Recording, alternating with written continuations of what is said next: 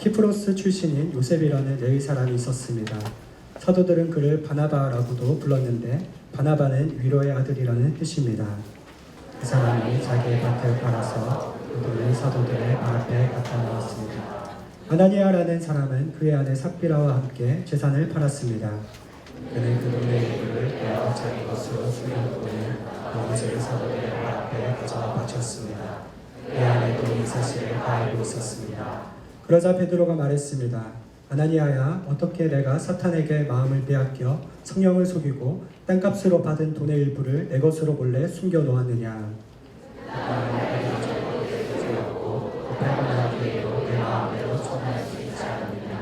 그런데 왜 이런 일을 마음에 품었느냐? 너는 사람을 속인 것이 아니라 하나님을 속인 것이다. 아나니아는 이 말을 듣자마자 쓰러져 죽었습니다. 그리고 이 일을 듣는 사람들은 모두 두려움에 사로잡혔습니다. 그때 청년들이 들어와 그 시체를 싸서 들고 나가 묻어 주었습니다. 3시간쯤 지나서 그의 아내가 무슨 일이 일어났는지도 모르고 들어왔습니다. 베드로가 그에게 물었습니다. 나를 보아라, 너와 아나니아가 이 바로 저녁이 이것뿐인가? 삽비라가 대답했습니다. 네, 그게 전부입니다. 베드로가 그녀에게 말했습니다. 너희가 어째서 서로 짜고 주의 영을 시험하려고 하느냐? 보아라, 내 남편을 묻은 사람들이 문 앞에 있으니 이번에는 너를 메고 나갈 것이다. 바로 그 순간 삽비라도 그 발 앞에 쓰러져 죽었습니다. 그러자 청년들이 들어와 그가 죽은 것을 보고는 그가 그 남편 곁에 묻었습니다. 11절 함께 읽겠습니다.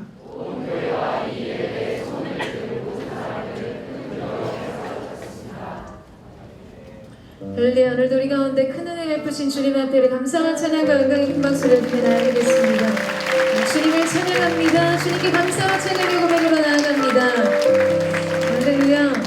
네, 여러분 조금 의아한데요. 1년에 한 번인데 하나님 앞에 특별한 감사의 또 절기로 드려지는 이 시간에 SNS 공동체 청년들이 하나님 앞에 드리는 영광의 환호와 감사의 박수가 이 정도일 줄은 몰랐습니다. 우리 다시 한번 우리 뜻을 정해서 우리 하나님 앞에 감사합니다. 주님 앞에 감사로 제사함을 영광을 주님 보좌 앞에 올려드립니다. 주님 홀로 영광과 찬양을 받아 주시옵소서. 할렐루야. 여러분, 우리의 지난 시간 우리의 삶을 주님의 사랑의 줄로 메어주시고 불꽃 같은 눈동자로 지키시며 여기까지 인도하신 주님 앞에 감사와 찬양을 올려드립니다. 오늘도 우리의 영혼이 성령 충만하고 말씀 충만하시기를 주님의 이름으로 축원합니다. 더 나아가서 특별히 오늘은 감사로 충만하여져서 여러분의 생애가 주님 주시는 기쁨과 평안이 넘치게 되기를 주님의 이름으로 축원합니다. 이 유대인의 탈무드에는 이런 이야기가 있습니다. 가장 행복한 사람은 지금 감사하는 사람이다. 여러분, 누가 가장 행복한 사람인가? 지금 현재 하나님 앞에 감사하는 사람입니다. 그가 어떤 형편과 상황에 처하여 있던지 그가 오늘도 하나님 앞에 감사하고 있다면 그는 행복한 사람이라는 것이죠. 감사는 인생의 모든 사건을 은혜가 되게 하는 기적의 마음과 같습니다. 그러나 우리의 삶 속에 아무리 우리가 건강을 가지고 우리가 많은 소유와 많은 재물을 가지고 있다 하더라도 지금 현재 우리가 감사하지 못하고 더 많은 것을 갖고 누리지 못하는 것으로 인해 불평하고 원망한다면 여러분, 그런 사람들은 자기가 가지고 있는 것과 전혀 상관없이 늘 결핍에 시달리고 늘 불만족의 불행을 느낄 수밖에 없습니다. 이 행복은 감사의 문으로 들어왔다가 불평의 문으로 나아가게 되어 있죠.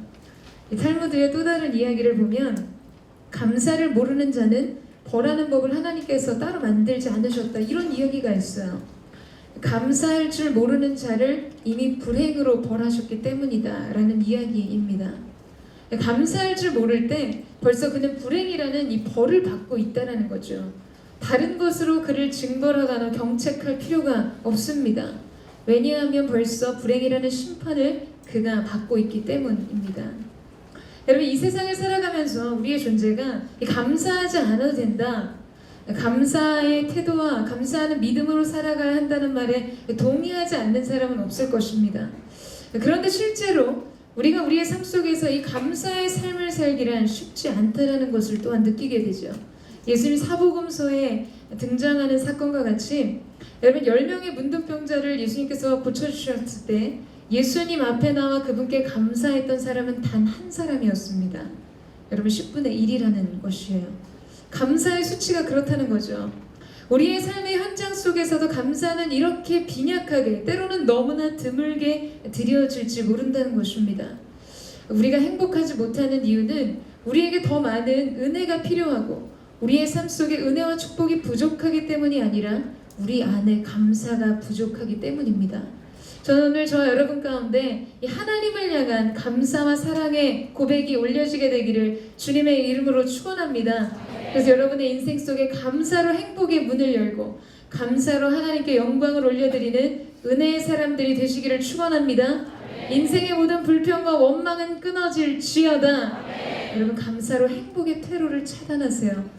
저는 오늘 예배하는 우리의 심령 가운데 그 감사로 행복의 문을 열고 또한 그 행복이 도주하는 행복의 퇴로를 차단하는 하나님의 사람들이 되시기를 주님의 이름으로 축원합니다. 우리 옆 사람과 인사를 한번 하겠습니다. 감사하면 행복합니다. 이렇게 한번 축복해 주시겠어요? 감사로 행복을 누리십시오. 이렇게 한번 축복하시죠.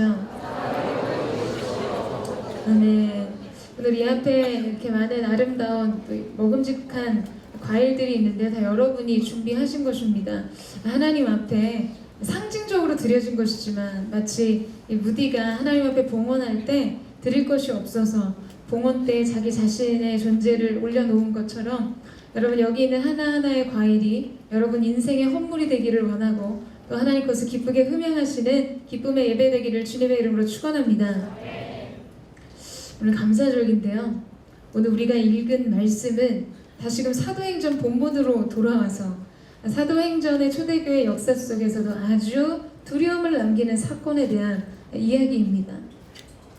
사내들인 공예의 핍박과 고난의 시작에도 불구하고 경이로운 부흥과 하나님 나라의 영광을 나타냈던 초대교회는 또 다른 도전을 맞이하고 있었습니다. 여러분 그것은 교회 내부적으로 발생했던 이 미선과 거짓의 사건, 바로 아나니아와 삽비라의 이야기입니다. 초대교회의 이 비극적인 사건으로 기록된 이 이야기는 우리에게 이러한 질문을 남깁니다. 과연 왜 아나니아와 삽비라는 자기 재산을 가지고 헌금을 할 때 거짓말을 굳이 했을까? 여러분 그렇지 않습니까? 자기 것 드리지 않았어도 됐고 그냥 전부가 아닌 일부만 드린다고 해도 문제가 되지 않았습니다. 그리고 일부만 드렸다고 말해도 누가 뭐라 할 사람이 아무도 없었다는 것이죠. 그런데 왜 그들은 자신의 헌물 앞에서 거짓된 마음으로 반응하며 나아갔을까? 그리고 또 왜 하나님께서는 그들을 죽이기까지 하셨어야 했을까? 라는 질문 앞에 서게 됩니다. 우리는 본문의 사건에 대해 일어나는 이 질문에 대한 답을 찾아보는 시간을 갖고자 합니다. 첫 번째로 아나니아와 삽비라는 왜 그랬을까? 여러분 오늘 설교 제목이 왜 그랬을까요? 아나니아와 삽비라는 왜 그랬을까? 여러분 우리가 이것에 대한 이유를 알기 위해서는 오늘 그들의 이야기가 시작되는 5장의 말씀 전에 이 4장의 말씀을 이해해야 합니다. 이 4장 37절과 5장 1절 사이에 우리말 성경에는 번역되어 있지 않지만 이 원문을 보게 되면 그러나 라는 접속으로 연결되어 있는 것을 볼 수 있습니다. 아나니아와 삽비라의 이야기가 앞에 있었던 사건과 연관되어 있으며 또한 그 사건과는 다른 양상으로 전개되었음을 알게 해주는 것이죠. 우리 4장 36절에서 37절 말씀을 같이 한번 읽어보도록 하겠습니다. 4장 36절에서 37절 말씀 시작.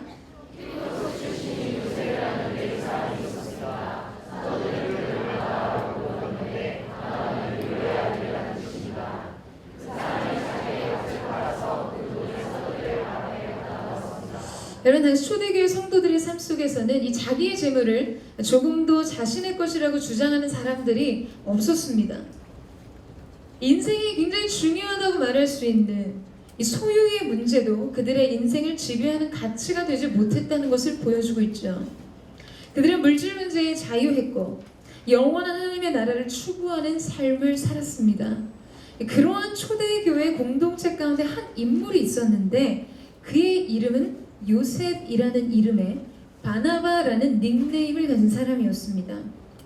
오늘 우리가 지금 읽은 본문 속에서 이 바나바라는 이름의 뜻, 이 닉네임의 뜻은 위로의 아들이라는 뜻을 가지고 있어요.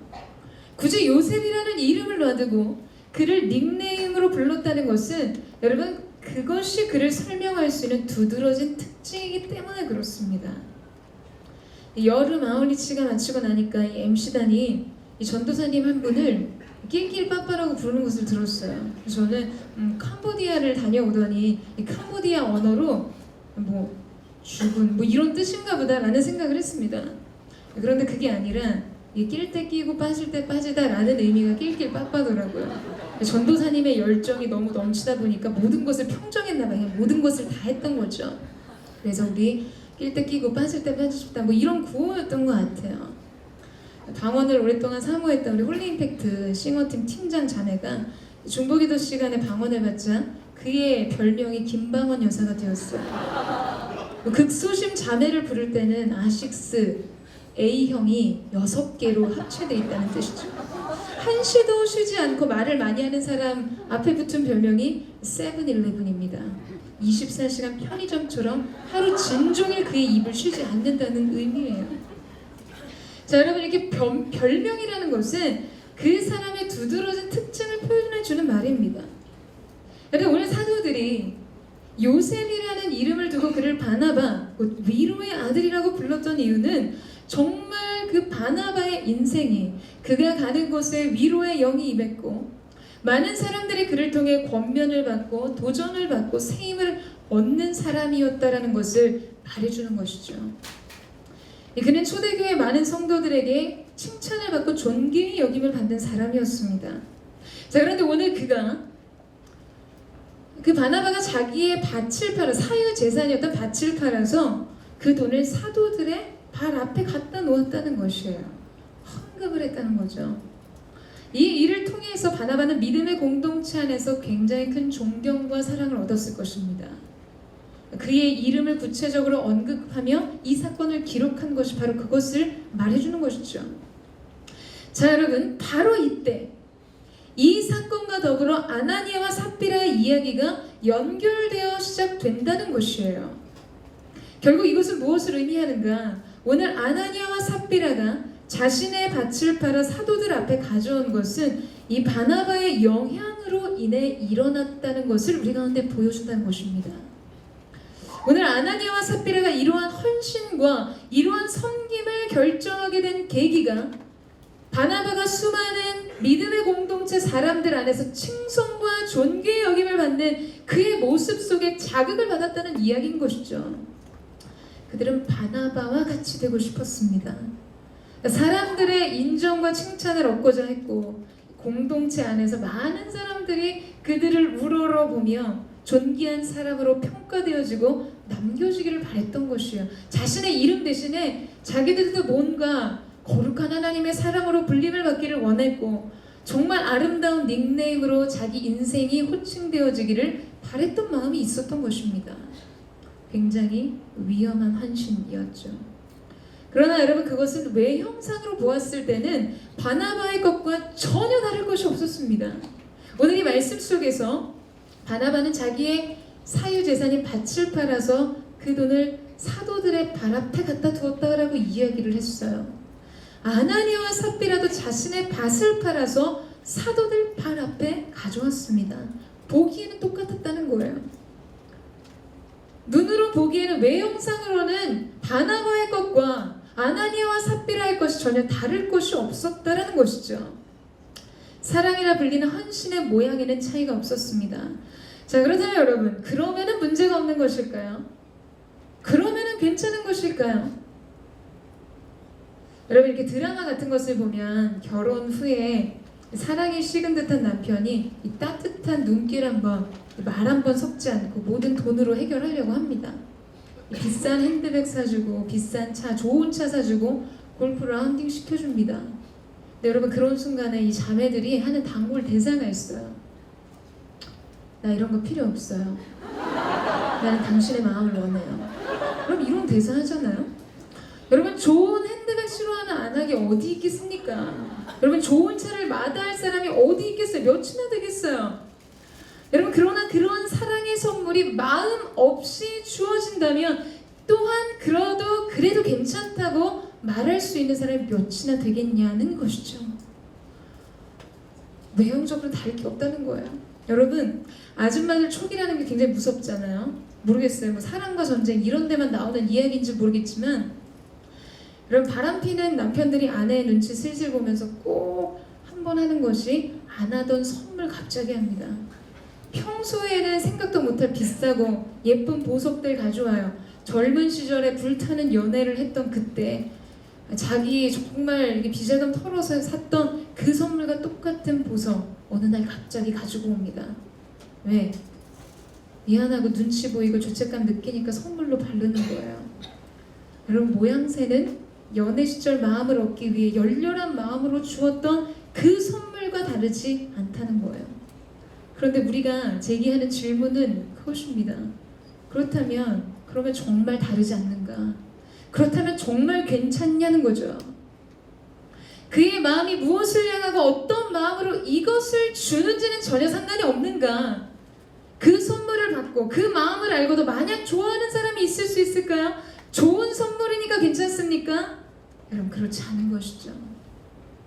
여러분, 사랑의 헌신은 우리가 무엇을 하느냐의 문제가 아닙니다. 헌신은 형태의 문제가 아니라 존재의 문제입니다. doing의 문제가 아닌 being의 문제라는 것이죠. 내가 그 사람에게 무엇을 해주냐가 헌신이 아니라는 것이에요. 그 사람에게 내가 어떠한 사람으로 살 것인가가 헌신입니다. 여러분, 믿으세요? 동의하십니까? 여러분, 여기에서 우리가 주목해야 할 관점이 있습니다.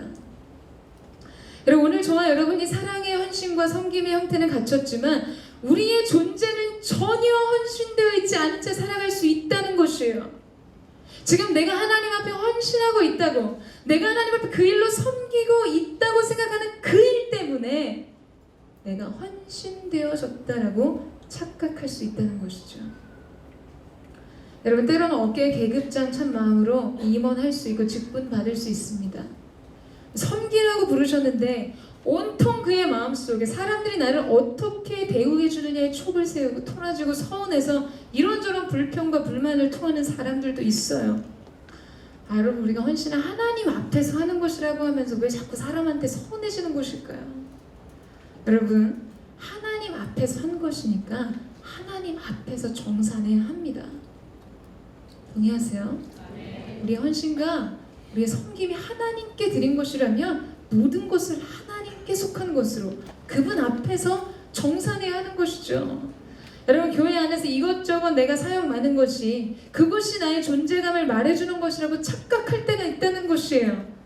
내가 이만큼 시간을 내어 헌신하고 이만큼 섬기는 것이 많기 때문에 나는 헌신되어 있다고 착각할 때가 있다는 것이죠.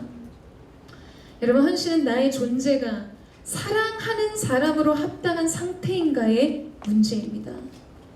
때로 아무것도 할 것이 없어서, 해줄 것이 없어서 눈물 지어도 여러분, 그 마음이 최상의 헌신일 때가 있어요. 그 사람을 위한 삶으로 내 자신이 집중되어 있기 때문입니다. 여러분, 크리스마스의 선물을 갑자기 생각이 안 나네. 크리스마스 선물을 주고받았던 아내는 자기의 긴 머리를 팔아서 남편의 시계줄을 사고, 남편은 자기의 시계를 팔아서 아내에게 줄 머리핀을 삽니다. 서로에게 나는 선물은 보잘것없고 부족해 보일지라도 서로를 향해 주어지는 이 사랑의 동기가 너무나 아름다운 헌신이라는 거죠. 그럼 저희 요새 이제 순 개편이 되고 리더십 교체 기간을 지났어요. 근데 여러분, 이러한 시즌이 되면 사람들이 저랑 대화하는 것을 굉장히 꺼리고 불편해하는 사람들이 생깁니다. 이렇게 저랑 눈 오래 마주치면 굉장히 불편해요. 왜냐? 뻔하거든요. 뭐 하라고 할 것 같으니까. 제가 뭐 그런 경우에 요새 그런 이야기 많이 했던 것 같아요. 내가 헌신 빼내는 기계니? 이런 이야기죠. 아무것도 안 해도 좋습니다. 헌신은 하나님께 드리는 거고, 그런 이야기에서 다만 너의 인생의 헌신이라는 가치가 그 정도밖에 되지 않는 것이 난 안타깝다. 왜요? 왜요, 여러분? 응? 저 원래 우기는 거 되게 잘하거든요. 되게 굉장히 집요한 성격이 있어요. 굉장히 밀어붙이는 거 잘합니다. 네. 그래서 제가 처음에 이제 여기 SNS 공주 부임했을 때 MC단이 없었어요. 순장들만 있었고 행정을 담당할 수 있는 MC단이 없었을 때 제가 이제 필그림 가서 하나님 앞에 기도하면서 주님 MC단을 세워야 되는데 하나님 세우시는 사람들을 제게 보여주십시오. 근데 이 기도를 하면서 제 안에 나름의 플랜이 있었어요. 나름의 조직도를 가지고 올라갔는데 하나님 기도 중에 너는 왜 그렇게 생각하니? 그럼 하나님 누구라고 생각하세요? 누구라고 말씀하시더라고요. 주님 제가 왜 그 생각을 못했죠? 하고서 이제 쿨링을 했는데 답을 안 하는 거예요. 그래서 여러분 제가 거의 한 3주인가요? 부임하기까지 한 3주 동안 매일 새벽 2시 정도에 알람하듯이 문자를 보냈습니다. 유진자매님, 네, 제1기 대표였던 서유진 자매였어요. 유진자매님, 저 하나님 이런 마음 주셨는데 하나님이 제게 이런 마음 자매에게 동일한 마음 줄 거라고 믿습니다. 한 3주 동안 같은 시간에 매일과 같이 마지막에는 그러면 제가 이틀 동안 금식 기도하고 기다리고 있겠습니다. 그랬더니 답을 하더라고요. 그러지 마시라고 하겠다고. 2년간 연임했어요. 여러분 그런데 제가 정말 아쉬움 남기지 않고 찬바람 쌩쌩 불게 뒤돌아서서 더 이상 부르지 않는 사람들이 있습니다. 어떤 사람인 줄 아세요? 마음이 없는 사람입니다. 마음은 있는데 상황이나 환경이 여의치 않아서 갈등하고 고민하는 사람은 제가 징그럽게 쫓아다니면서 도전하고 기도하고 권면합니다. 기도는 내가 할 테니까 순종은 네가 해라라고 이야기하기도 해요. 그런데 어떤 사람에게는 그와 대화하는 순간 더 이상의 이야기를 하지 않아요. 더 이상 얘기하지 않습니다. 부르심을 값싼 은혜라고 생각하고 아까운 내 시간 해야 될 것 많은 내 에너지, 내 물질 내놓는다고 생각하는 사람들은 절대 놔줍니다. 그 사람의 은사와 능력이 제 아무리 대단해도 하나도 아쉽지 않아요. 여러분 이렇게 얘기해서 죄송하지만 그런 사람의 헌신은 귀하지 않습니다. 오늘 저 목사님 왜 이렇게 마음 작정하고 올라와서 이렇게 세게 얘기하나. 아무리 그래도 목사님 어떻게 헌신이 귀하지 않다라고 하세요. 아니에요 여러분. 귀하지 않습니다. 왜냐하면 여러분 마음 없이 드려진 헌신은 그것이 다 고스란히 자기 의로 쌓이기 때문이에요. 마치 하나님 앞에 적립금 쌓듯이 나중에 그거 축복으로 다시 찾아갈 개수만 합니다. 내가 그렇게 헌신하고 내가 그렇게 섬겼는데 자기 일이 잘 안 풀리면 원망하고 불편하면서 하나님 앞에 책임 전가하는 것을 너무나 많이 봤어요. 여러분 사람이 봐주면 즐겁고 사람이 안 알아주면 힘 빠지는 것이 헌신이라면 우리의 존재는 하나님 앞에서 우리의 사랑의 동기를 다시 점검해봐야 할 것입니다. 사랑하는 여러분, 헌신은 존재의 상태로 드려져야 합니다. 순전한 마음이 우리의 섬김과 헌신의 동기가 되어야 한다는 것이죠. 그러면 전 아직 준비되지 않았습니다. 그래서 헌신을 안 하겠다는 그런 편안한 마음으로 그런 영적인 틈을 가지고 빠져나가시면 절대 안 된다는 거예요. 그런 분들은 또 끝까지 쫓아갑니다.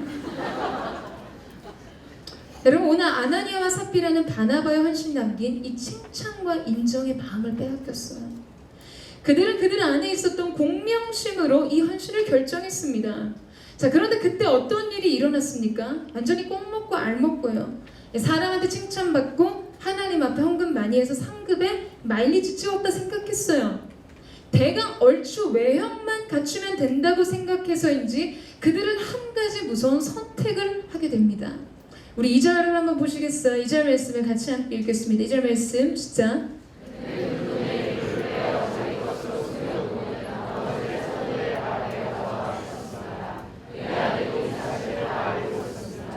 여러분 얼추 모양만 갖추면 되기 때문에 적당히 해서 사람들한테 인정받고 칭찬받고 하나님 앞에서도 자기 것을 심은 사람으로 자기 의를 심은 것이죠. 잘못된 동기로 시작된 헌신과 이 위험한 섬김은 위선과 거짓으로 한 걸음 더 나아가게 됩니다. 여러분 오늘 말씀 중에 삽비라도 이 이야기를 알았다고 하고 아나니아가 재산을 판 돈을 사도들 앞에 두고 아나니아가 매장된 후에 삽비라가 온 것을 보면 지금 이 두 사람은 공모는 같이 했지만 그 자리에 같이 있지는 않았던 것 같아요. 아나니아만 있었던 것으로 보입니다. 그때 바로 베드로가 이야기했습니다. 아나니아야, 내가 어떻게 내 사탄에게 마음을 빼앗겨 성경을 속이고 땅값으로 받은 돈의 일부를 내 것으로 몰래 숨겨 놓았느냐? 그렇게 얘기합니다. 자, 베드로가 이 이야기를 했다는 것은 아나니아가 그 돈을 사도들 발 앞에 내려놓으면서 이것이 나의 전부였다라고 말했다는 의미죠. 그리고 베드로가 동일한 질문을 삽비라에게 합니다. 이것이 전부이냐라고 질문해요. 여러분, 이것은 회개의 기회와 돌이킴의 기회를 주었다는 의미입니다. 그런데 삽비라는 네, 이것이 전부입니다 라고 말합니다. 자, 여러분, 우리는 또다시 질문해, 왜 그랬을까요? 왜 그랬을까? 여러분, 저는 이 대답 속에서 사람들 앞에서의 그들의 자존심을 느꼈어요. 여러분, 삽비라도 분명히 이거 뭔가 분위기가 심상치 않은데 라고 느꼈을 것입니다. 이거 뭔가 있다 이런 생각을 하지 않았을까요? 분위기가 이상하다는 것을 느꼈을 것이에요. 그런데 그는 사람들 앞에서 자기 체면을 지키고 자존심을 부리느라 정직할 수 있는 기회를 잃어버렸습니다. 여러분, 이게 이 아나니아와 삽비라만의 문제가 아니라는 거죠. 우리 역시 그렇습니다. 우리는 아니다라고 말할 수 없다는 거예요. 그러나 오늘 우리가 사모하는 것은 그러나 그가 바로 당신입니다. 숨겨진 죄를 지적했던, 나단 앞에서 통회하며 자복했던 다윗의 심령이 오늘 예배하는 우리의 심령 가운데 있게 되기를 주님의 이름으로 축원합니다. 하나님 앞에서 자존심 부리는 거 아니라는 거죠. 오직 우리는 나의 어떠함의 근거로 하나님 앞에 나아가는 것이 아니라, 사람들 앞에 내 모습이 어떤 것이 중요한 것이 아니라 하나님의 그분의 긍휼과 자비에 호소하며, 우리가 이전까지 그리고 오늘 이 순간까지 우리의 인생이 어떠한 모습으로 하나님 앞에 섰다 할지라도 인생의 묵은 때를 벗어버릴 수 있는 하나님의 새 은혜가 우리 가운데 부어지게 될 줄로 믿습니다. 여러분, 우리의 존재는 자꾸 하나님 앞에 서는 연습을 해야 합니다. 사람이 뭐라고 하든 하나님이 나를 위하시면 내 영혼이 자유할 수 있는 삶으로, 사람이 괜찮다고 해도 하나님이 아니라고 하시면 그 앞에 엎드려줄 수 있는 겸손으로 서야 하는 것입니다. 언제나 이 하나님의 시선 앞에서 인생을 살아가는 저와 여러분 되시기를 주님의 이름으로 축원합니다. 이렇게 자신의 재산의 일부를 숨기고 이 전부를 드렸다고 거짓과 위선으로 일관했던 아나니아와 삽비라는 그 자리에서 즉사하게 됩니다. 그러면 이제 우리는 두 번째 질문을 하게 되죠. 하나님은 왜 그러셨을까? 잘못한 건 알지만 그래도 이렇게 은혜와 자비의 유예 기간을 두지 않으시고 이렇게 그 앞에서 바로 그들을 죽이셔야만 했을까? 라는 질문을 하게 됩니다. 여러분, 이것이 우리의 마음 안에 이렇게 깔려있는 두려운 질문인 거죠. 여러분, 무섭지 않으세요? 무서운데도 자면 안 되죠? 딴 생각하면 안 되죠? 이렇게 무서운 이야기 앞에서 딴 생각하면 안 되죠? 여러분, 그런데 사실 우리의 질문이 그들은 왜 죽어야 했을까라는 질문보다 우리는 왜 죽지 않을까에 대해 생각해 봐야 합니다. 사실 죽었어야 됐는데, 사실 죽어도 여러 번 죽었어야 했을 텐데 하나님이 우리를 지금 이렇게 살려두신 것이 너무나 신기한 것이죠. 여러분, 그렇지 않으세요? 그들이 왜 죽었을까의 문제가 아니라 어쩌면 우리는 왜 지금 아직까지 살아있는 것일까? 이 문제 앞에서 우리의 존재가 더 곰곰이 묵상하고 돌아가고 생각해봐야 하는 것입니다. 여러분, 11절 말씀을 한번 보시겠어요? 같이 한번 읽어보죠. 11절 말씀 시작. 온 교회와 이 일에 대해 소문을 들은 모든 사람들은 큰 두려움에 사로잡혔습니다. 자, 여러분, 온 교회 밑줄을 한번 쳐보세요. 여기 교회라는 단어는 우리가 잘 아는 헬라 에클레시아입니다. 몸으로부터 불러 모으다, 몸으로부터 구별하여 부르다 라는 의미를 가지고 있죠. 자, 여러분, 오늘 아나니아와 삽비라의 사건을 통해서 처음으로 교회라는 단어로 이 믿음의 공동체가 정의 내려졌다는 것이에요. 이 사건을 하나님께서 다루시면서 진정한 교회의 정의가 세워졌다는 것이죠. 개념의 정의입니다. 공의의 정의, 개념의 정의가 세워졌다는 것이에요. 세상으로부터 불러내는 성별된 거룩한 공동체가 되었다는 것입니다. 여러분, 교회를 교회되게 하는 사건, 그것은 바로 거룩과 성결의 사건입니다. 믿으세요? 여러분, 이렇게 축복의 메시지가 선포될 때만 아멘하지 마시고 이러한 하나님의 은총의 메시지가 선포될 때 믿음으로 아멘하십시오. 교회를 교회되게 하는 것은 성결과 거룩입니다. 세상과는 다른 구별된 모임, 그렇게 하나님이 우리의 존재와 우리의 모임을 에클레시아, 무엇으로부터 구별하여 부르신 사람들의 모임으로 세우셨다는 것이죠. 여러분, 초대교회는 초대교회 이후의 인류의 모든 교회들이 꿈꾸며 돌아가기를 갈망하고 흠모하는 교회의 원형입니다. 그래서 모두들 사도행전적 그 교회라고 하지 않습니까? 하나님께서 오고 가는 세대 가운데 하나님의 교회의 모형을 보여주실 때 그 공동체의 기준은 하나님이 생각하시는 원형 그대로의 것이어야 했습니다. 기준이 되는 사람들, 본으로 세워진 모임, 모든 교회가 추구해야 될 표본을 세우시는 그때에 하나님께서 초대교회 안으로 침투해서 들어오는 거짓과 위선의 문제, 잘못된 자기 의와 종교심의 문제를 만약에 단호하게 다루시지 않으셨다면 여러분, 다음 세대, 오고 가는 모든 세대들이 추구해야 될 교회의 본질, 교회의 모형은 희석되고 어그러졌을 것입니다. 왜 하나님은 이토록 무섭게 초대교회의 거룩을 다루신 것일까? 여러분, 그들이 교회의 원형이 되어야 했기 때문입니다. 하나님이 기준으로 삼으시는 롤 모델들의 삶이 아주 혹독한 연단과 시련의 과정을 통한 것도 바로 이러한 이유에서입니다.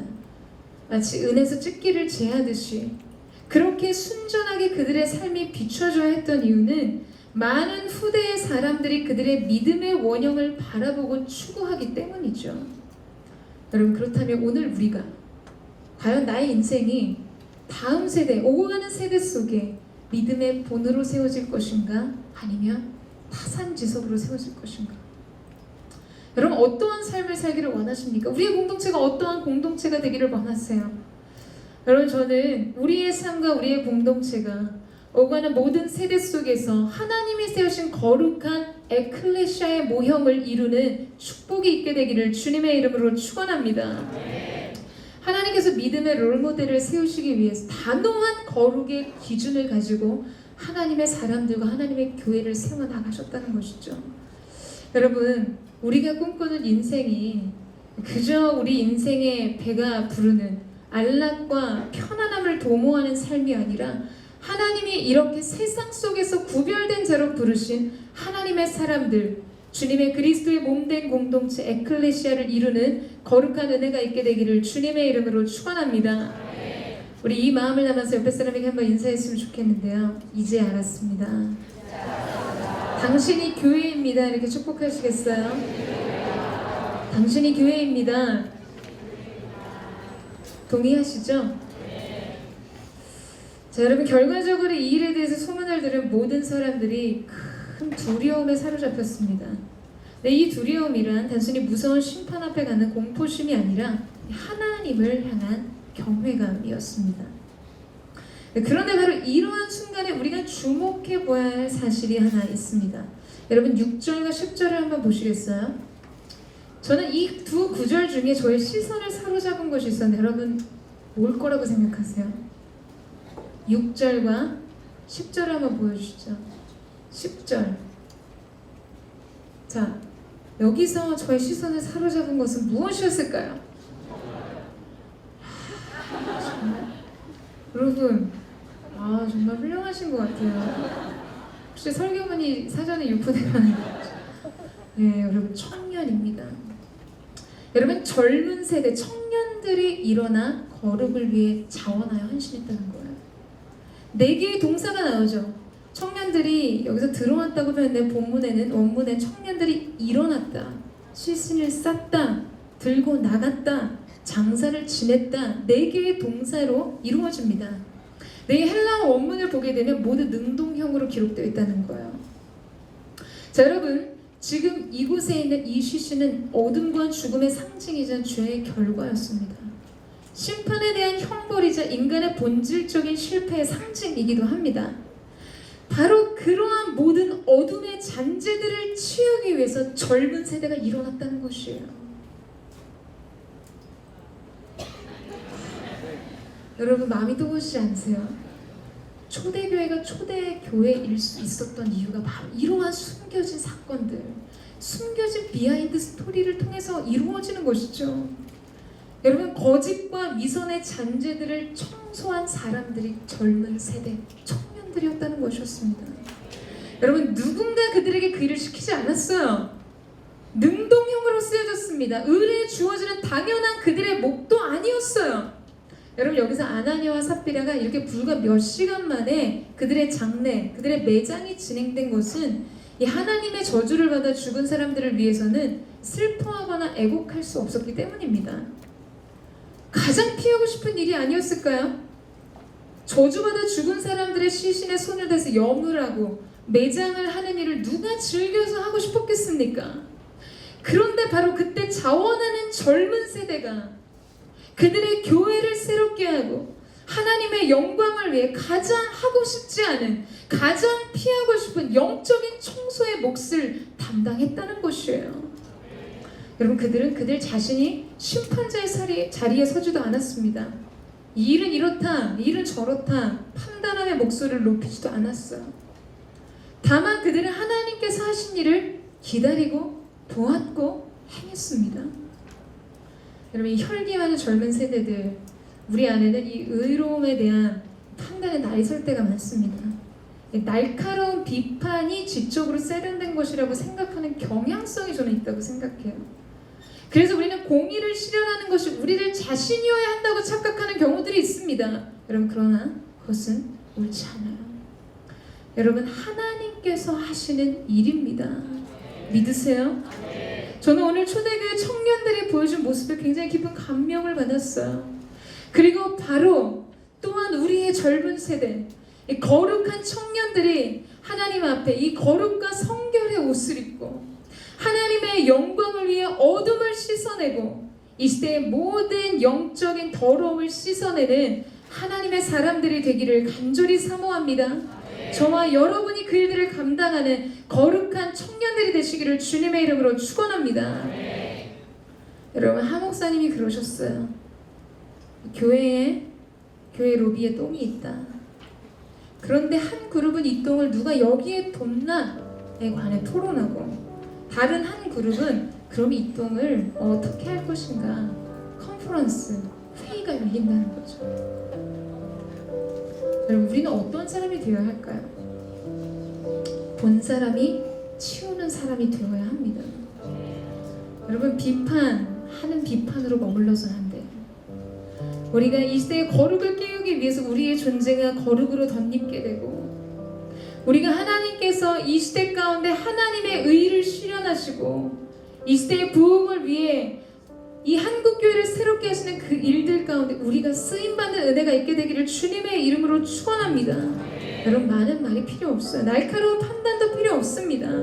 그저 우리의 존재는 겸손으로 거룩과 성결을 도모하는 하나님의 사람들로 서는 것이에요. 누가 시키지 않아도 즐겨 헌신하고 진실한 사랑으로 섬기는 하나님의 사람들이 되시기를 주님의 이름으로 축원합니다. 우리 사랑하는 주님을 위해서 집중되어진 삶의 존재로 여러분의 삶을 드리십시오. 형식을 버리고 중심의 진실함으로 주께 헌신하십시오. 저는 오늘 이 초대교회의 이 사건을 통해서 우리가 하나님 앞에 드리는 헌신과 섬김의 모습을 다시 돌아보고 우리 안에도 숨겨져 있는 모든 거짓과 위선의 모습들이 떠나갈 뿐만 아니라 이 시대의 이 땅의 모든 교회들의 거룩과 성결을 위해 청년 세대가 자원하는 마음을 하나님께 즐겁게 헌신하는 놀라운 은혜가 있게 되기를 주님의 이름으로 축원합니다. 저와 여러분이 되기를 주님의 이름으로 축원합니다. 우리 함께 기도하며 나아가겠습니다. 사랑하는 주님, 하나님, 우리가 하나님 앞에 어떠한 일을 하는 것이 우리가 주께 드리는 헌신이라 생각하지 않게 하여 주십시오. 우리의 전 존재가 주님을 위한 삶으로 주님 앞에 드려질 수 있는 존재적 헌신이 주님 앞에 올려지게 되기를 원합니다. 하나님, 아나니와 삽비라의 사건을 통해서 초대교회 가운데 하나님을 향한 경외함, 하나님을 향한 거룩한 두려움을 회복시켜 주셨던 것처럼 하나님, 우리가 편안하게 하나님 앞에 신앙생활했던 그 모든 것을 내려놓고 주님 앞에 두렵고 떨림으로 하나님의 거룩과 하나님의 의를 실현하는 하나님의 사람들로 이 땅의 부흥의 몫을 감당하는 거룩한 젊은이의 세대, 주님의 청년들이 되게 하여 주시옵소서. 우리 함께 찬양하며 주님 보좌 앞으로 나아가겠습니다.